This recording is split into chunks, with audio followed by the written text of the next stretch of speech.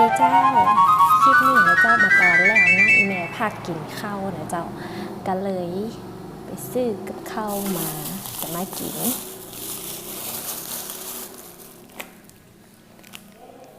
ตำมะต้องนะเจ้า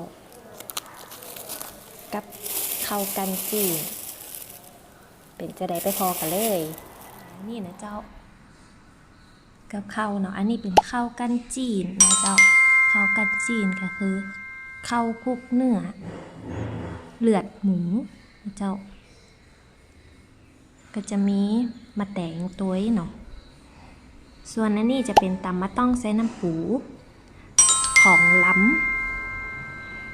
ำหมากๆเลยนะเจ้าอร่อยสุดๆใครได้กินแล้วเป็นติดใจเนาะต้องลอง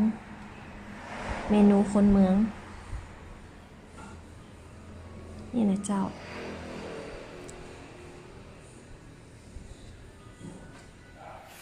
เป็นได้พองเจ้าหน้าตาน่ากินก็พี่แม่ขอตัวไปกินข้าวต้อนก่อนเด้อได้กำมาอย่างพองกะคอมเมนต์ตั้งหลุมนี่ได้นะเจ้ากำเมืองเนาะแล้วเดี๋ยวคลิปหน้าอีแม่จะมาย่าคลิปอย่างอย่าลืมติดตามกดไลค์กดแชร์ให้อีแม่เตเนอร์คลิปนี้ไปแล้วเจ้าบ๊ายบาย